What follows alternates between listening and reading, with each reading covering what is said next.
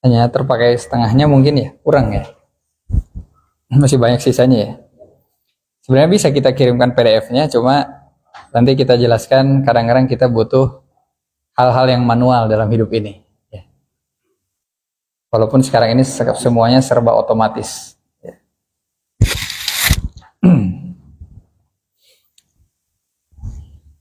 Innalhamdulillah nahmaduhu wa nasta'inuhu wa nastaghfiruh wa na'udzu billahi min syururi anfusina wa min sayyiati a'malina man yahdihillahu fala mudilla lahu wa man yudlil fala hadiyalah. Asyhadu an la ilaha illallah wahdahu la syarika lah wa asyhadu anna Muhammadan abduhu wa rasuluh. Qala Allah jalla fi ula ya ayyuhalladzina amanu ittaqullaha haqqa tuqatih wa la tamutunna illa wa antum muslimun. Ya ayuhan nasu ittaqu rabbakum alladzi khalaqakum min nafsin wahidah wa khalaqa minha zawjaha wa batha minhuma rijalan katsiran wa nisaa'a wattaqullaha alladzi tasaaluna bihi wal arham innallaha kana 'alaikum raqiba. Ya ayyuhalladzina amanu ittaqullaha wa qulu qawlan sadida yuslih lakum a'malakum wa yaghfir lakum dhunubakum wa may yuti'illaha wa rasulahu faqad faza fawzan 'azima. Amma ba'd. Alhamdulillah jamaah Masjid Baitur Rahman azani Allah wa iyyakum. Pada awal dari bulan Rabiul Akhir 1445 Hijriah yang bertepatan dengan akhir dari bulan Oktober 2023, insyaallah kita akan kembali menjalankan salah satu kewajiban kita sebagai seorang muslim, yaitu untuk tafaqquh fiddin. Dikarenakan menuntut ilmu sebagaimana sabda Nabi SAW, thalabul ilmi fardhatun 'ala kulli muslim. Menuntut ilmu adalah merupakan kewajiban bagi setiap muslim. Masuk dalam lafaz atau kata muslim dalam hadis ini adalah muslimah. Jadi tidak usah ditambah muslim wal muslimah. Hadisnya begitu bunyinya. Terlebih di zaman sekarang, zaman yang kita ada di tengah berbagai kesimpang siuran. Apalagi kalau kita mengambil informasi dari media-media pemberitaan ya, yang komersial. Kalau dulu di zaman Orde Baru ada Departemen Penerangan, saya tidak tahu nama resminya apa, yang mana mereka mengeluarkan informasi-informasi resmi setelah dipilih dan dipilah. Ya, karena banyak sekali orang-orang di zaman ini, sampai pun jangankan dia hanya orang awam, akademisi, mahasiswa, bahkan dosen sekalipun, kadang ya menyebarkan informasi-informasi yang tidak bisa dipertanggungjawabkan kebenaran. Berbeda halnya dengan media-media resmi yang mereka cenderung netral dari berbagai kepentingan. Jadi kalau media ini media komersial, dia hanya cari bombastisnya saja, dia hanya cari viralnya saja. Maka dalam kaidah jurnalistik ala orang komersial, atau mungkin bisa kita bilang sekuler juga mungkin, bad news is good news, gitu kan ya. Berita buruk, seburuk apapun, sebejat apapun, itu bisa jadi berita bagus. Yang penting dia bisa menarik perhatian banyak manusia. Nah, ini yang berbahaya di zaman ini, dimana kita disibukkan, mending kalau hanya berita-berita ya yang itu secara asal tidak ada urusannya dengan kita, tapi berita itu mengandung unsur kebenaran, atau setidaknya dominasi kebenarannya itu 90%. Walaupun sebenarnya itu tidak layak bagi seorang mukmin untuk menyibukkannya. Min husni islamil mar'i tarkuhu ma la ya'ni. Di antara tanda baiknya keislaman seorang, meninggalkan sesuatu yang tidak ada urusannya dengan dia. Anggaplah ada berita tentang korupsi di satu daerah jauh, mungkin di luar Jawa. Apa kepentingannya dengan kita? Kalaupun itu benar, apa urusannya dengan kita? Ya. Itu hanyalah informasi yang cukup diketahui oleh pihak tertentu untuk kemudian diambil tindakan yang terbaik. Ya. Adapun kita punya banyak kesibukan. Kita membaca Al-Fatihah saja mungkin masih banyak harus diperbaiki. Juz amma saja ya kita mungkin belum semuanya hafal. Apalagi memahami kandungan dari yang kita baca. Ya, kesibukan kita banyak. Itu kalau informasi tersebut anggaplah benar. Itu pun tidak semuanya berguna buat kita. Bahkan seringkali ya lebih banyak tidak bergunanya daripada berguna. Adapun sekarang sudah informasinya tidak benar. Ya. Tidak hanya itu, tapi juga apa? Tidak ada manfaatnya. Dan lebih banyak madharatnya. Sehingga memalingkan kita dari hal-hal yang lebih penting. Ya, maka dari itu kita harus fokus untuk tetap menuntut ilmu. Karena apabila kita ingin mengukur kebenaran sesuatu, kita harus kembalikan. Ya. Nabi SAW bersabda, aku tinggalkan kepada kalian dua perkara. Tidak akan tersesat orang yang berpegang teguh dengannya, yaitu Al-Quran dan As-Sunnah. Kita harus menimbang berbagai peristiwa, fenomena, kelompok yang ada itu dengan timbangan Al-Quran dan As-Sunnah. Karena berita itu tidak ada habis-habisnya. Walaupun sebenarnya berita itu kebanyakannya hanya pengulangan. Hanya pergantian nama, tempat, dan peristiwa. Ya. Seringkali orang disibukkan dengan nama yang berubah-ubah. Dulu namanya Islam Jamaah, ganti jadi Lemkari, ganti jadi ini, jadi itu. Hakikatnya kan sama saja. Kalau kita sudah bisa menghukumi mereka mau gonta-ganti kedok pun, ya kita tidak perlu menghabiskan banyak waktu. Ya. Kalau kelompok itu adalah kelompok yang memiliki pemikiran takfiri, yaitu mudah mengkafirkan kaum muslimin dan penguasa kaum muslimin, maka bagaimanapun corak dan bentuknya mau gonta-ganti, kita tidak perlu terlalu banyak menghabiskan waktu untuk mengurusi, karena kita sudah paham hakikatnya. Dan diantara hakikat yang perlu kita ketahui adalah hakikat tentang Ahlus Sunnah wal Jamaah. Ini ada di halaman 26, ya bisa dibuka halaman 26.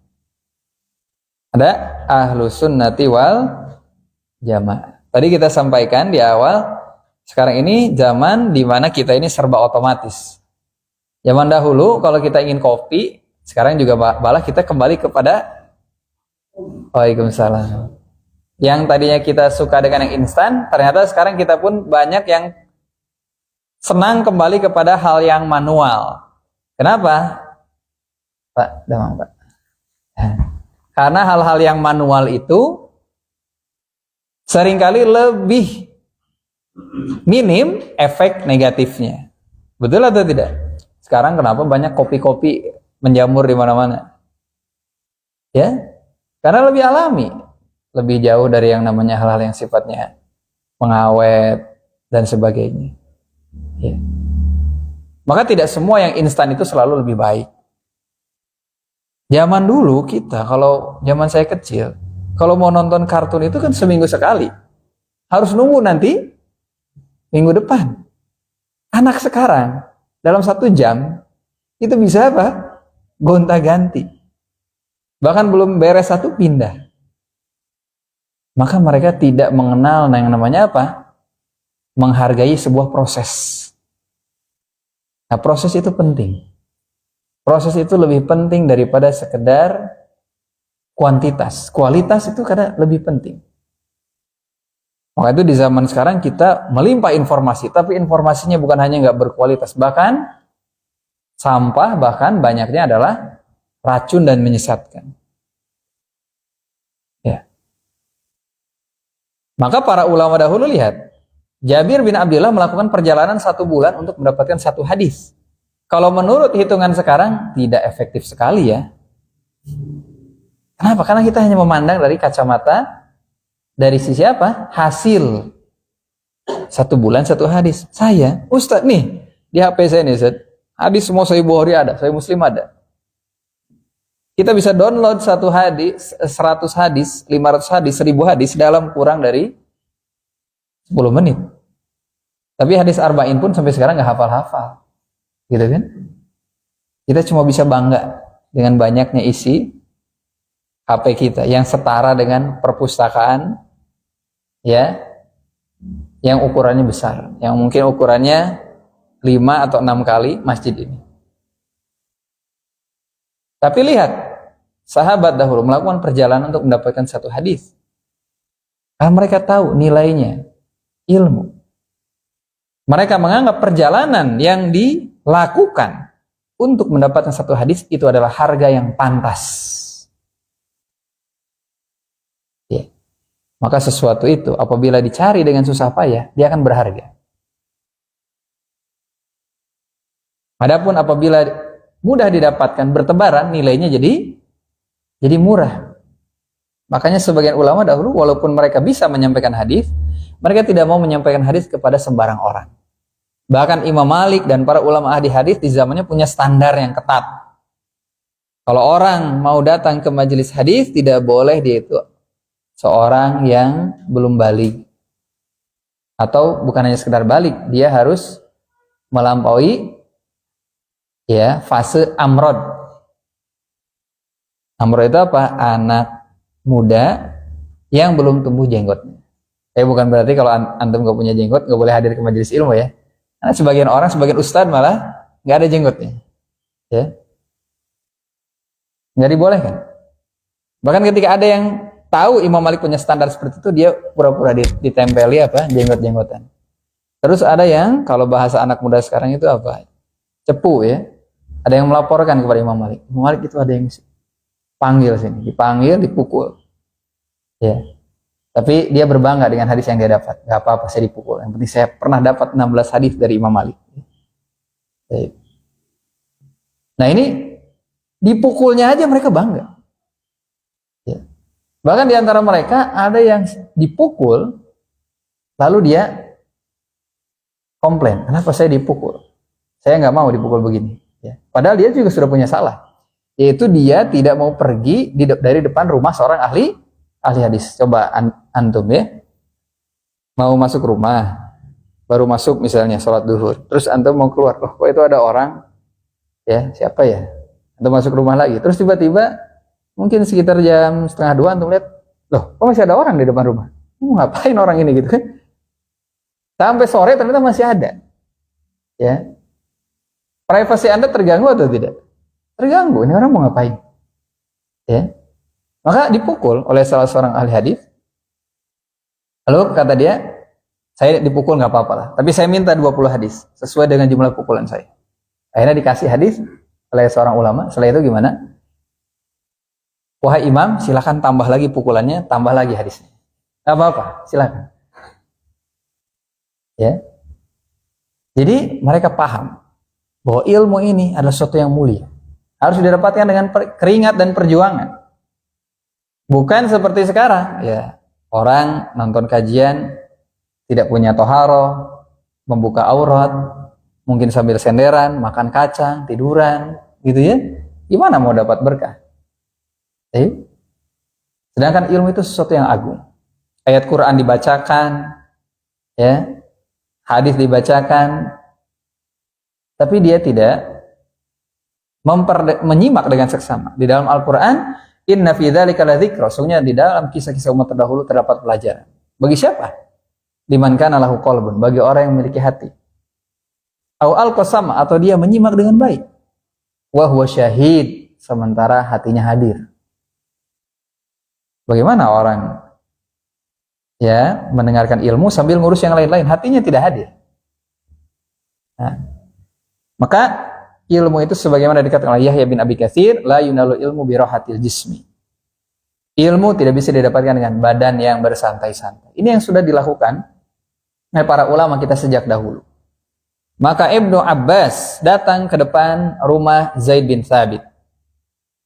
Dan dia tidak mengetuk rumah Zaid bin Thabit, tapi menunggu. Diam di depan rumahnya, ya, sampai ngantuk-ngantuk, sampai wajahnya kena debu. khawatir mengganggu Zaid bin Sabit yang punya keperluan, sedang sibuk apa atau sedang istirahat dan sebagainya. Maka keluarlah Zaid bin Sabit dan terkejut karena ada Ibnu Abbas. Kenapa Anda sampai seperti ini? Ya, tidakkah sebaiknya saya saja yang datang, kata Zaid bin Sabit? Tidak. Ya demikianlah yang difahami oleh generasi terdahulu, bahwa ilmu itu adalah untuk ya didatangi, bukan ilmu yang mendatangi. Nah itu sebabnya kenapa kita itu hasilnya berbeda. Kalau kita di rumah, ilmu datang kepada kita, betul tidak? Nah, dulu zaman Imam Malik ilmunya tetap didatangi. Maka raja meminta Imam Malik datang ke tempat Imam Malik. Ya, tapi kalau kelasnya bukan Imam Malik, diminta ngisi kajian, datang saja. Karena dia bukan Imam Malik ya. Kalau dia Imam Malik, Anda yang kesini, itu orang udah mau belajarnya udah alhamdulillah. Gitu ya. Nah, kata Imam Malik datang, ilmu itu didatangi, bukan mendatangi. Maka raja pun datang. Tapi raja ketika datang, duduknya special edition, pakai kursi. Wahai raja, Anda silakan belajar di sini boleh. Tapi kalau Anda mau belajar di sini, Anda harus sama dengan yang lain. Jangan pakai kursi. Akhirnya raja pun duduk. Tapi bukan berarti kalau ada orang pakai kursi, sementara nggak bisa duduk, harus dipaksakan ya. Nggak begitu. Silahkan kalau dia nggak bisa. Karena ada sebagian orang nggak bisa duduk lama-lama. Bahkan ada yang duduknya pakai kursi penyangga, boleh. Maka masalah datang ke rumah orang yang mengundang itu boleh-boleh saja. Di antara ulama mengatakan jika saya tahu ada orang yang memang betul-betul menginginkan ilmu, saya yang akan datang. Saya sendiri yang datang.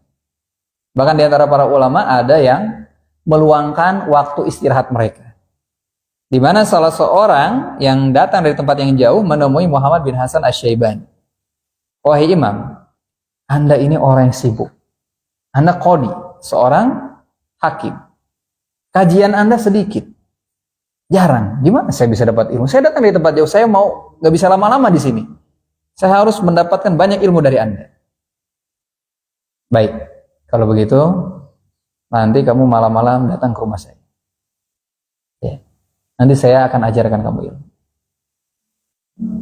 Maka ketika orang itu datang, ketika dia belajar, yang minta belajar itu kadang ngantuk-ngantuk, ya, dicipratin. Ya. Ternyata yang diminta belajar lebih semangat daripada yang mau belajar. Ya. Itu waktu istirahat, aslinya memang waktu istirahat. Tapi ulama kalau tahu ada orang memang betul-betul ingin belajar, dia akan kasihkan. Sampai pun waktu yang mungkin itu diperlukan untuk istirahat. Ya. Nah, jadi itulah kenapa kita kadang masih butuh yang namanya halal yang manual. Walaupun bisa saja sih kita tampilkan, kita kasih PDF-nya, ya kalau nggak sempat kita fotokopi, kita tampilkan. Ini cuma kalau dicetak atau di print, itu bisa kita harokati, ya. Kita belajar mengharokati. Dan pahalanya juga beda. Antum dengar dengan menulis, beda nggak pahalanya? Beda, ya. Kalau kata orang Betawi kan jiping ya, ngaji kuping gitu ya. Sama menulis, beda. Maka selalu diingatkan oleh sebagian guru kami, kalau antum belajar, harus ada yang antum hafal, harus ada yang antum fahami, harus ada yang antum amalkan, dan harus ada yang antum dakwahkan. Kadang nggak semuanya bisa diamalkan. Misalnya kita belajar fikih nikah, apa bisa semuanya ngamalkan? Atau fikih haji, nggak bisa. Ya, apalagi fikih membebaskan budak, mana budaknya juga ya. Baik. Dan harus ada yang didakwahkan. Nah ini penting ya. Jadi majelis ilmu nggak usah banyak-banyak, nggak usah. Nggak usah setiap hari 3 majelis ilmu. Ustadz kan Imam Nawawi 1 hari 12 majelis ilmu. Anda kalau lakukan hal itu lebih banyak ilmu yang mudal, apa bahasa gitunya? Susah kita bahasakan ini. Lebih banyak yang mudal daripada yang menyerap. Kita harus tahu kadar diri kita. Kita itu seperti pohon yang kecil. Potnya kecil. Kalau kita ingin seperti Imam Nawawi, nanti seperti pot kecil dibanjur air 1 ember. Apa gunanya? Yang ada mungkin terendam. Kalau sudah terendam gimana? Terendam nggak bisa dapat oksigen, ya. Atau setidaknya akarnya busuk. Ya, maka kita harus tahu kadar diri kita. Syekh Shalih Utsaimin katakan, cukup Anda belajar dalam 1 pekan, ikuti kajian ini dalam hari yang berbilang. Tapi Anda betul-betul melakukan proses di dalam mematangkan ilmu.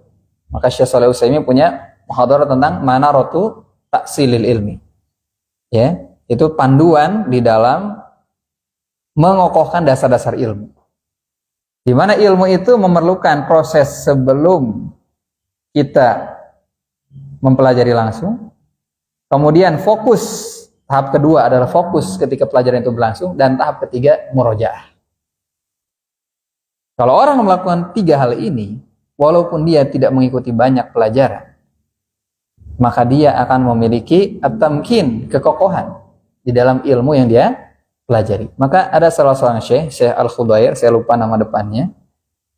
Beliau menyebutkan, kalau tidak salah di dalam pelajaran Aqidatus Salaf Ashabul Hadis atau yang lainnya, beliau menyebutkan bahwa beliau bertemu dengan salah seorang. Lalu didapati ketika ngobrol, didapati orang ini punya wawasan keagamaan yang baik, yang mapan. Maka ditanyakan, Anda kuliah di mana? Kuliah syariah di mana? Oh, saya bukan pelajar syar'i. Saya hanya pegawai biasa, saya hanya karyawan biasa. Lalu Anda bagaimana bisa mendapatkan pemahaman yang baik seperti ini?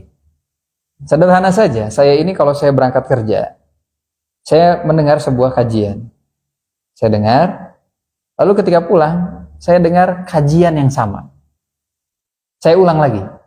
Kemudian nanti sebelum saya tidur, saya tulis apa yang saya dengar. Kalau kita kan sudah pelajaran yang nggak sesuai dengan level kita, gonta-ganti ustadz. Ya, dalam belajar itu nggak bisa kita sembarang gonta-ganti kitab, gonta-ganti guru. Setiap buku punya istilah-istilah, metodologi sendiri. Kita perlu adaptasi, ganti kitab, adaptasi lagi. Ganti guru, adaptasi lagi. Ya. Nah, jadi kembali ke hal tersebut. Nah, kalau kita belajar ya dengan bawa kitab, kita harokatin, nulis ngasih harokatnya aja jadi pahala. Ya. Baik. Nah, kita akan mempelajari tentang Ahlus Sunnah wal Jamaah. Kenapa? Karena sekarang banyak sekali kelompok-kelompok ya. Baik kelompok di dalam negeri maupun kelompok di luar negeri yang mengatasnamakan sunnah, mengatasnamakan Islam, mengatasnamakan jihad. Ya, tapi apakah mereka benar-benar ada di atas landasan yang benar? Tentunya kelompok yang ada di atas landasan benar adalah Ahlus Sunnah wal Jamaah. Siapa mereka? Pertama, ta'rifuhum, definisi tentang mereka. Ta'rif itu definisi. Ahlus Sunnah wal Jamaah humul ladina, mereka adalah orang-orang yang yaktaduna. Ada halaman 26. Sebelah sisi kanan apa kiri? Halaman 26. 26. Nah, dibuka. Beda halaman sama mana? Itu halaman berapa? 25. Tapi kalau yang pertama itu bahaya bid'ah ya. Benar nggak? Ya? Coba mana ini? Ada satu nggak? Ya setelahnya, beberapa halaman setelahnya dibuka. Mohon maaf, ini kan sisa santri dulu ya. Nih, halaman 30 di sini ya. Halaman 30, ini belum dibuka ini. Kok masih halaman depan aja gitu kan ini. Sudah ya, ketemu ya? Saya pakai ini deh, biar sama. Khawatir beda cetakan, nanti bingung juga ya. Sama sih, sama. Beda sedikit, beda positioning ya. Mereka adalah orang-orang yaqtadun bin Nabi, mengikuti atau meneladani Nabi. Iktada ya, itu mengikuti. Maka ada yaqtaduna bin Nabi, mengikuti Nabi sallallahu alaihi wasallam. Di dalam apa? Fi aqwalihi, di dalam ucapan-ucapan mereka. Aqwal itu artinya ucapan. Mufradnya qaulun. Wa af'alihi, dan mengikuti dalam perbuatan-perbuatan Nabi. Af'al itu perbuatan. Aqwal ucapan. Af'al perbuatan. Wa taqriratihi. Takrir itu penetapan atau persetujuan dari Nabi sallallahu alaihi wasallam. Misalnya ada sahabat mengerjakan sesuatu dan Nabi mengetahuinya, beritanya sampai kepada Nabi, lalu Nabi diam saja. Kalau Nabi diam saja artinya Nabi menyetujui hal tersebut. Ya, karena Nabi tidak akan membiarkan suatu kemungkaran. Kalau itu adalah kesalahan, pasti Nabi SAW akan perbaiki, akan luruskan dan akan menjelaskan. Takrirat itu keputusan-keputusan Nabi SAW. Ya, maka Ahlus Sunnah wal Jamaah adalah orang-orang yang mengikuti Nabi SAW dari segi ucapannya. Bagaimana ucapan Nabi? Nabi berucap kepada anak kecil, kepada orang yang sepantar, kepada orang yang lebih tua, bagaimana cara berbicaranya? Berbicara kepada ya berbagai kalangan, berbagai kondisi. Apa yang diucapkan Nabi kalau Nabi mau melakukan sesuatu, mau makan? Apa yang diucapkan Nabi kalau Nabi minta izin dan seterusnya? Dan juga mengikuti Nabi dalam perbuatan-perbuatannya serta ketetapan atau persetujuan Nabi SAW. Qaulan secara ucapan, wa amalan secara amalan, wa i'tiqadan dan secara keyakinan. Jadi kalau orang ingin menjadi Ahlus Sunnah wal Jamaah, jangan cuma qaulan saja, jangan cuma ngaku-ngaku saja, tapi perbuatannya dan keyakinannya bertentangan dengan Ahlus Sunnah wal Jamaah. Jadi harus sinkron, harus selaras antara ucapan, amalan, dan perbuatan dengan ucapan, perbuatan, dan kesepakatan atau persetujuan Nabi SAW. Yang dia katakan di Ahlus Sunnah wal Jamaah, tapi akidahnya jauh berbeda dengan akidah Nabi SAW. Dan kita semua harus berusaha menjadi Ahlus Sunnah wal Jamaah. Walaupun Ahlus Sunnah wal Jamaah itu istilah yang tidak dimunculkan di zaman Nabi. Ya. Ada dari kalangan sahabat yang mengungkapkan istilah Ahlus Sunnah ini, di antaranya Ibnu Mas'ud. Ya, ketika menafsirkan salah satu firman Allah Tabaraka wa Ta'ala, beliau menjelaskan ibyaddat wujuhu ahli sunnah. Wajah ahli sunnah akan memutih. Ya. Sebaliknya, iswaddat wujuhu ahlil bidah. Wajah ahli bidah akan menghitam di akhirat nanti. Kenapa? Karena wajah ahli sunnah adalah wajah yang bercahaya. Keimanan itu akan menimbulkan cahaya. Bekas wudhu kita itu akan menjadi cahaya. Sementara orang-orang ahli bidah yang mereka juga terpengaruh dengan banyak kemunafikan, itu akan menghitam. Dan ahli bidah itu bertingkat-tingkat. Ada yang hanya masih dalam tingkatan fasik, ada yang sampai keluar dari golongan Ahlus Sunnah wal Jamaah, bahkan ada yang sampai keluar dari daerah keislaman, tergantung kebidahannya. Sebagaimana dulu di zaman Nabi Nuh ada orang berbuat bid'ah, yaitu berbuat bid'ah dengan mengagungkan orang-orang soleh yang telah mati, dengan mengagungkan patung-patung mereka. Ini kebidahan bukan? Kebidahannya mengeluarkan dari agama Islam, karena semua nabi mengajarkan Islam. Hakikat dari Islam, inti dari Islam apa? Tauhidullah. Ya, itu kebidahan yang sampai mengeluarkan dari keislaman. Ada juga orang-orang yang berbuat kebidahan di kalangan pengikut Nabi Isa, yaitu menjalankan praktek kerohiban, kependetaan. Hal tersebut bisa mengeluarkan dari ajaran Isa, bisa juga tidak. Misalnya dia hanya melakukannya ikut-ikutan saja, dan dia mengira itu adalah ajaran Nabi Isa. Bisa jadi dia dimaafkan. Tapi sebagian mereka menyengaja membuat sesuatu yang tidak ditetapkan Nabi Isa sebagai sesuatu yang digunakan untuk bertaqarrub kepada Allah, dan mereka berdusta atas Nabi Isa. Bisa saja mereka keluar dari ajaran yang dibawa oleh Nabi Isa alaihissalam. Jadi istilah ahli sunnah juga kadang muncul dari Umar bin Khattab. Iyyaka wa ashabur ra'yi.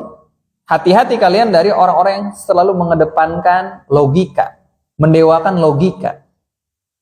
Kalau itu dianggap masuk akal baru diterima, kalau enggak ditolak. Contoh ashabur ra'yi adalah orang-orang Khawarij yang menolak syafaat bagi pelaku dosa besar. Kenapa? Katanya nggak masuk akal. Menurut akal mereka yang sempit dan picik.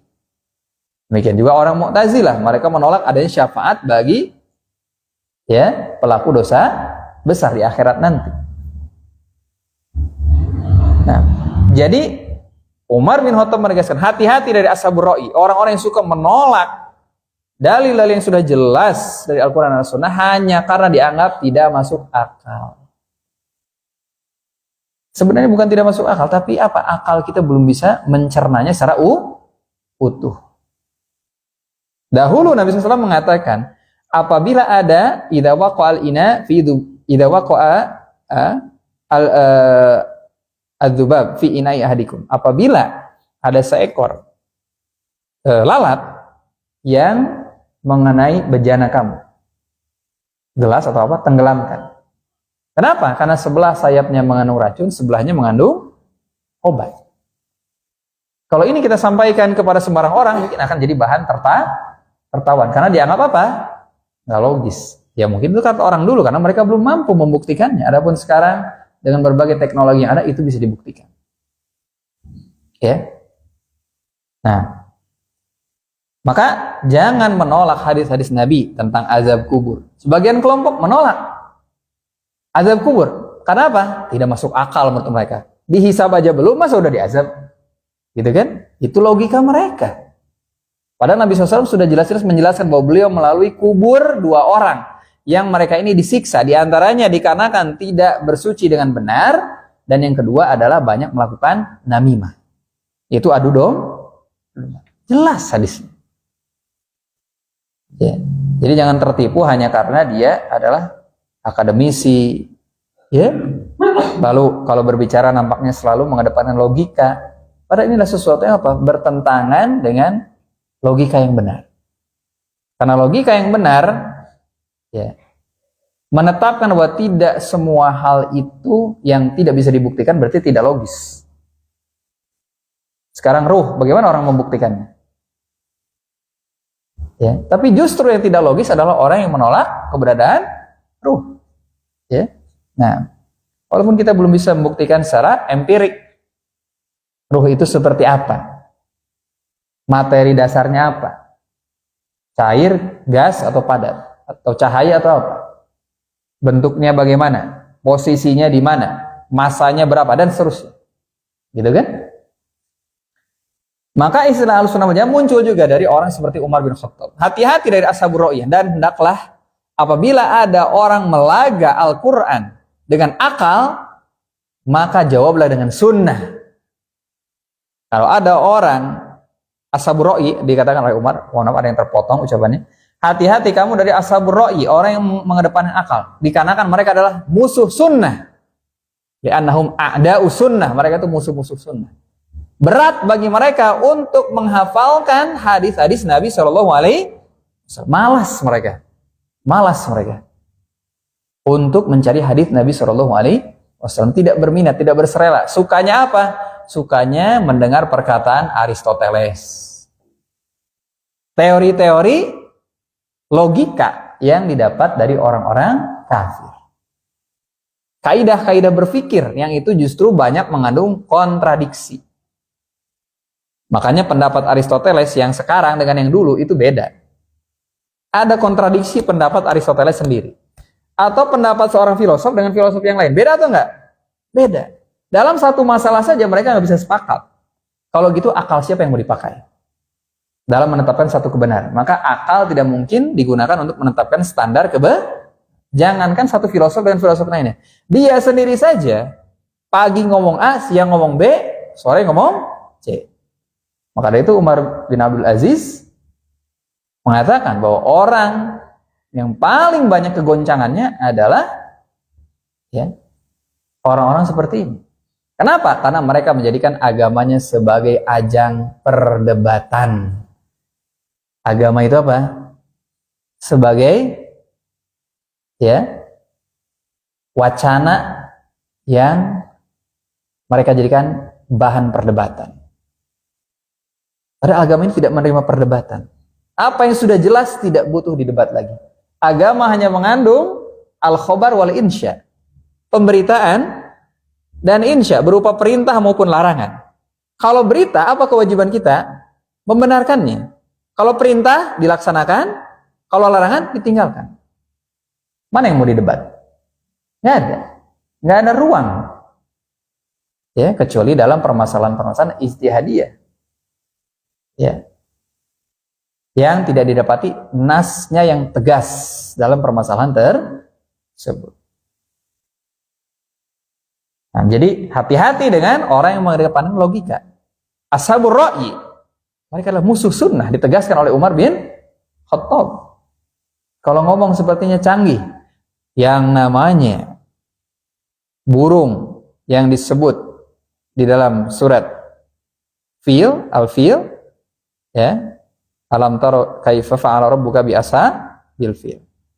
Ya, dan seterusnya. Alam yaj'al kaidahum fi tadlil. Wa arsalna alaihim tayran ababil. Nah, tayran ababil itu apa? Itu bukan burung, bukan. Itu skuadron atau pasukan tempur katanya. Ya, jadi zaman dulu mungkin sudah ada teknologi perang. Mungkin pakai semacam gantole gitu ya. Ini kan rasionalisasi yang terlalu dipaksakan atau bahasa kitanya takaluf. Nah, takaluf teh maksakeun maneh. Gitu we nu takaluf. Dan Nabi SAW sudah menegaskan, iyyaka wal gulu, hati-hati kalian dengan gulu, berlebih-lebihan. Iyyaka wat tanattu, hati-hati dari berdalam-dalam, memaksa-maksakan membahas sesuatu yang enggak ada keterangannya. Apalagi sampai mengatakan bahwa Nabi Sulaiman itu di daerah Sleman. Ini ya. Betul-betul kekacauan dalam berpikir dan kebohongan. Ratu Saba itu di Wonosobo. Ini bagaimana ini? Cocok logi. Ini benar-benar musuh sunnah seperti ini. Nah, dibuat lagi bukunya. Bahkan saya pernah lihat bukunya ya. Ada bukunya, Masya Allah. Hardcover gitu, mahal harganya. Gak ada harganya. Ya. Karena tidak ada ditunjang dengan dalil yang bisa dipertanggungjawabkan. Hati-hati ya. Nah, maka kalau ada ahlus sunnah ada lawannya, itu apa? Ahlul bid'ah. Ahlus sunnah identiknya dengan apa? Al-jamaah. Kalau orang berada di atas sunnah, otomatis dia akan ada dalam naungan jamaah. Maka yang namanya jamaah, kata Ibnu Mas'ud, ma wafaqal haq wa in kunta wahdak. Sesuatu atau kamu menempuh jalan yang mencocoki atau sesuai dengan kebenaran, walaupun kamu sendiri. Ya.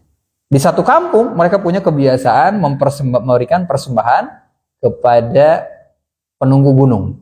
Dia sendiri yang tidak melakukannya, dia yang ada di atas al-jamaah. Walaupun dia seorang diri. Al-jamaah adalah mencocoki sesuai dengan kebenaran walaupun kamu seorang diri.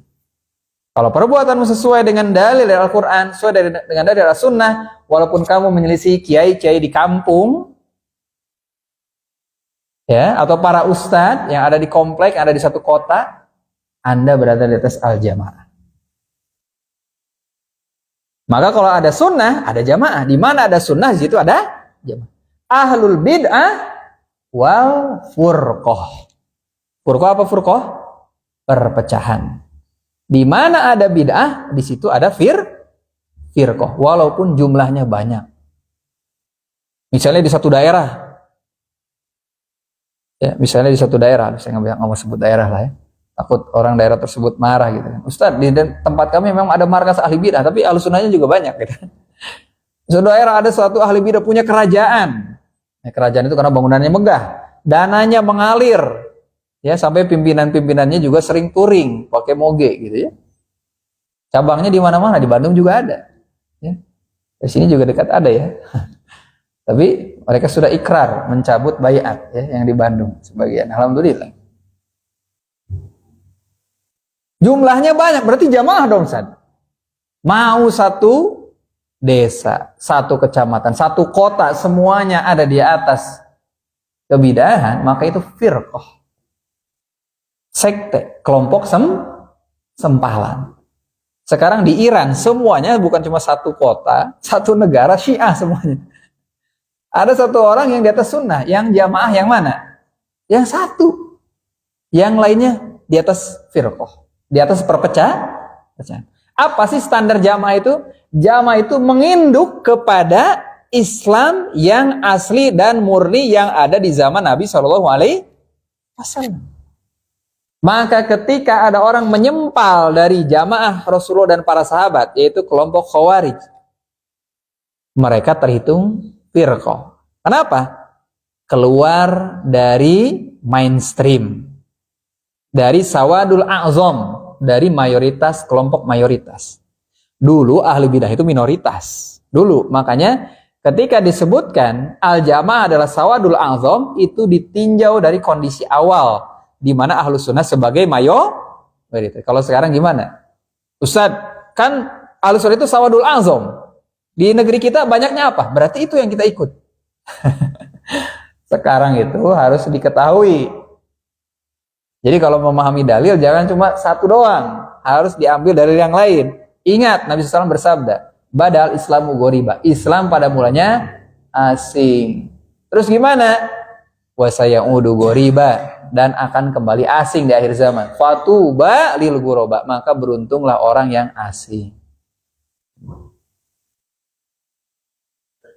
Tapi jangan mentang-mentang asing, padahal dia menyelisih sunnah, dia merasa di atas saya ini paling sunnah. Kenapa? Saya udah baiat sama imam saya. Padahal dia yang di atas kebid'ahan, yang lain kafir semuanya. Kenapa? Belum baiat. Justru dia yang ada di atas kesesatan. Maka harus hati-hati. Kita harus kenal siapa itu ahlus sunnah wal jamaah. Baru mukadimah aja udah habis waktunya. Mana ini? Siapa mereka? Al-firqah an-najiyah. Ahlus sunnah itu kelompok yang selamat. Itu nama al-firqah an-najiyah ini bukan dari Nabi SAW, tapi hasil istinbat. Itu kesimpulan hukum. Jadi pengambilan kesimpulan hukum. Itu istinbat. Karena ada dari Nabi SAW, sataftariku ummati, ya, bahwa umatku akan terpecah belah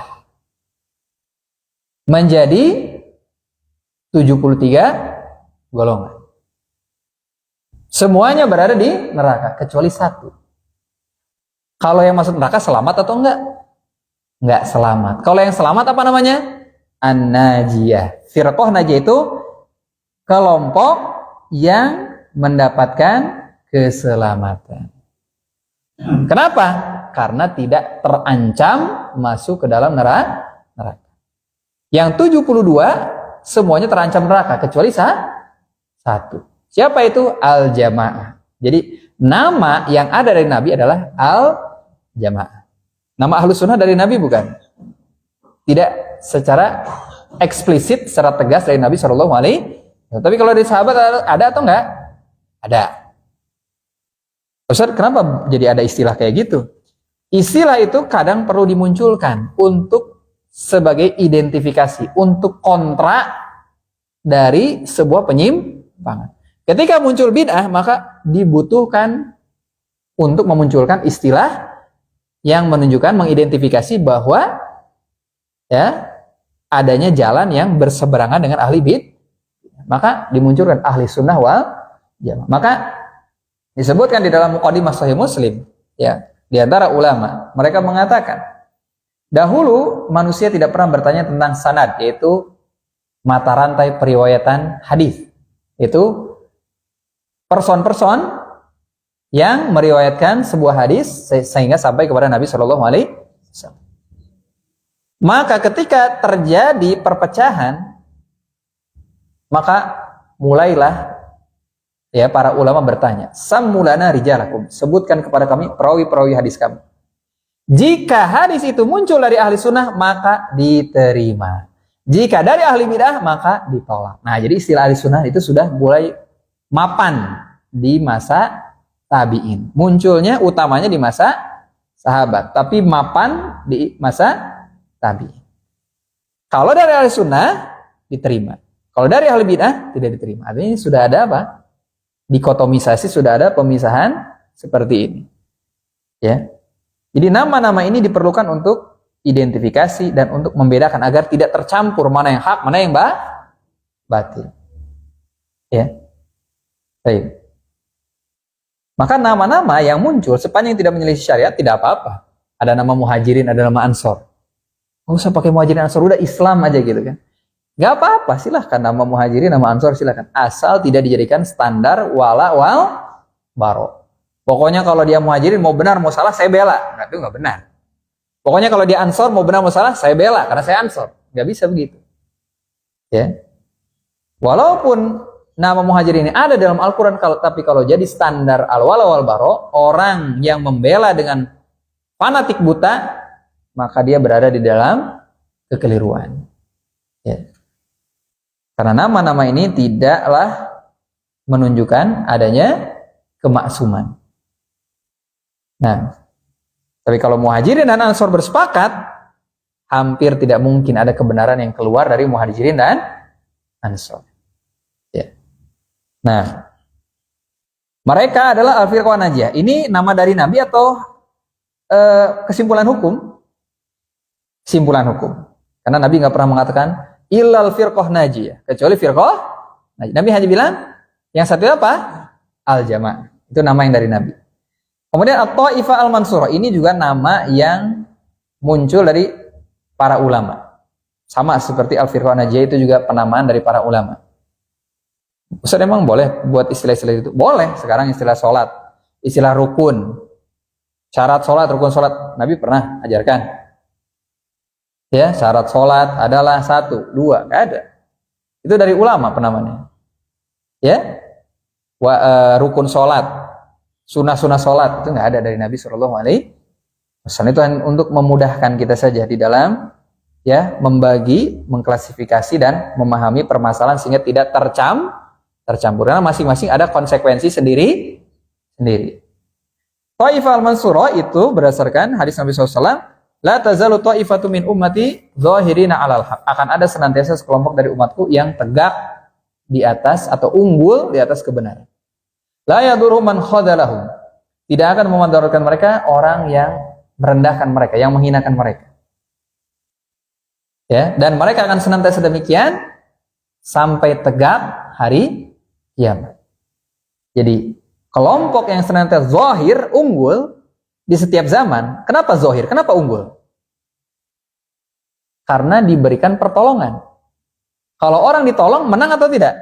Menang. Al-Ta'ifah Al-Mansurah, apa artinya? Kelompok yang mendapatkan pertolongan. Mansur itu tertolong. Mansur mendapatkan pertolongan. At-Ta'ifah kelompok. Makanya Al-Mansurah. Ya. Mansur artinya tertolong. Jadi kelompok yang mendapatkan pertolongan sehingga mereka selalu unggul, selalu zahir. Ya, kebenaran itu selalu unggul ketika bersama dengan mereka. Mereka adalah orang yang diakui oleh kawan dan lawan.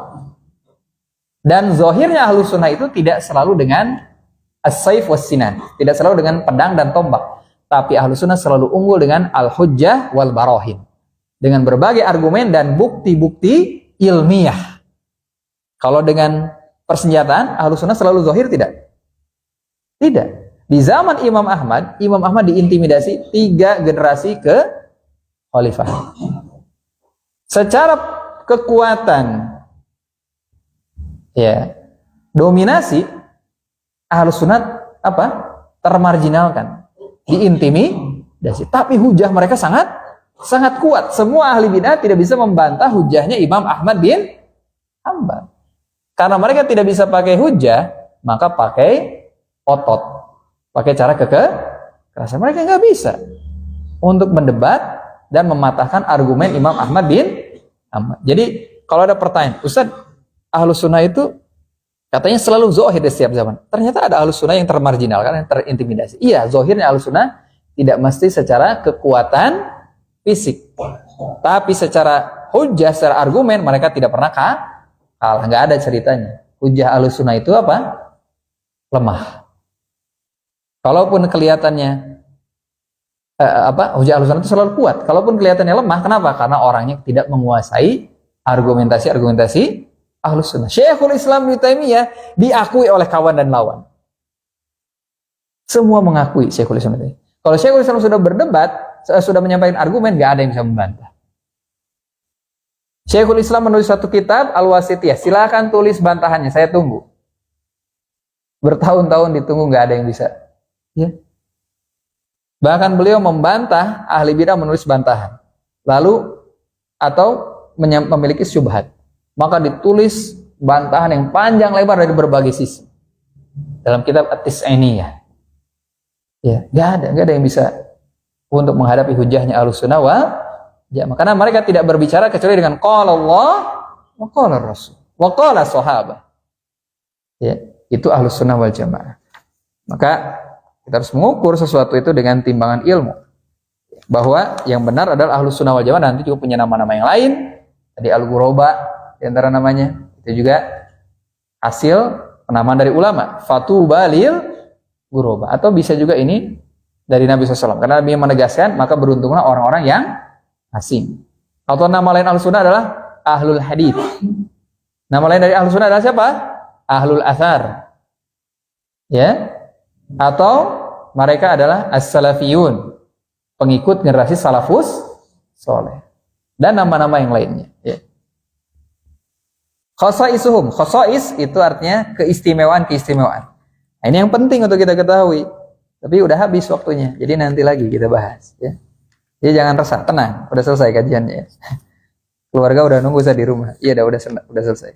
Apa khosa'isnya? Khosa'is itu ya, itu keistimewaan atau ciri khasnya, kekhususannya. Ya, di sini disebutkan ada 5, tapi bukan hanya 5 ini saja. 5 ini adalah penyebutan yang paling inti atau paling menonjolnya. Kalau mau disebutkan banyak. Ada yang menyebutkan lebih dari 20, ada yang menyebutkan 30, mau disebut berapa juga bisa banyak. Ya, itu ciri-ciri khas yang paling menonjol dari Ahlussunnah wal Jamaah. Nanti kalau ada kajian lagi bulan depan, ini dibawa. Oh, bulan depan entah nyelip di mana nih saja. Ya udah, makanya kalau gitu nanti kita kirim deh PDF-nya. Cuma nggak bisa diharokatin. Ya. Maka antum sini bawa alat tulis, ngalogat gitu ya, ngalogat. Bari diapalkan aqwal, af'al. Nanti antum setelah belajar ini, antum buat kamus mini. Kamus mini di belakang. Huruf hamzah a, aqwal. Walaupun aslinya ini qaulun. Mufradnya qaulun, jamannya aqwal. Ya, tapi karena yang penting sering muncul aqwal gitu kan. Af'al. Masukkan ke huruf ta, apa ta? Takrir. Ya, takrir itu penetapan atau persetujuan. I'tiqadan, masukin ke huruf alif. Ya, i'tiqadan, keyakinan. Firqah, itu apa? Kelompok. Najiyah, yang selamat. Ta'ifah itu sama dengan firqah, kelompok. Al-mansur atau mansuroh, mendapatkan pertolongan. Ya, seperti itu. Jadi kalau baca hadis itu belum baca terjemahnya, dikit-dikit nanti antum, wah segini ya mah orang rada ngarti. Tutup heula artinya. Benar tuh? Oh benar. Ya, kayak gitu, itu perlu. Ya itu diantara metode yang disebutkan oleh ya sebagian ulama, seperti di dalam kitab Ma'alim fi Thariq Thalabil Ilmi. Kalau belajar fikih, antum belajar fikih nih, pengen melatih kemampuan antum dalam beristinbat. Ya, tapi antum misalnya sudah selesai nih satu kitab yang ringkas, kitab fikih. Lalu ada permasalahan, antum lihat permasalahan di daftar isi fatwa tersebut. Apa hukum ini? Ya kira-kira hukum naonnya. Iya, nah, ini tinggali jawabannya. Wah bener, alhamdulillah. Itu akan apa? Ya mendatangkan kegembiraan. Dan orang itu kan semangat belajar kalau merasakan pencapaian. Tapi antum diajar jurumiyah 3 tahun, lila kan bisa baca kitab, gesan ya, gitu kan. Nah, itu orang itu biasanya apa? Makanya kita targetnya apa? Jangan bisa baca kitab. Karena kalau pengen bisa baca kitab harus serius belajar bahasa Arab. Dan kalau pengen belajar bahasa Arab, semangatnya harus membaca, harus sabar pangkat 5. Ya, kalau enggak putus tengah jalan. Putus, ikut lagi yang lain, putus lagi gitu kan. Udahlah, kita mah udah langsung aja, nggak usah ya untuk kaidah-kaidah itu. Kecuali antum memang siap, ya siap untuk benar-benar mencurahkan segala waktu dan sebagainya. Apalagi kalau kajian bahasa Arabnya 2 minggu sekali, ya. Seminggu sekali aja kadang-kadang lupa-lupa, ya harus intensif, ya harus intensif. Tapi sekarang banyak sekarang alhamdulillah, tidak mesti offline, yang online juga banyak. Bahkan yang offline kadang lebih efektif. Kenapa? Karena latihannya bisa lebih intensif ya. Bapak saya sudah sepuh tuh ngerjain latihan ya. Masya Allah ya. Jadi latihan dengarkan rekaman itu banyak gitu ya. Bahasa Arab nggak apa-apa, belajarnya offline. Karena nanti bisa bertanya juga, lebih bebas malah waktu bertanyanya. Baik, itu saja yang bisa kita sampaikan. Waktu sudah lewat, maghrib sekarang maju. Kita siap-siap. Hadza wassallallahu ala nabiyina. Yang benar datangnya dari Allah tabaraka wa taala, yang sah dari saya pribadi. Wa akhiru da'wana alhamdulillahi rabbil alamin. Kita tutup dengan doa kafaratul majlis. Subhanakallah.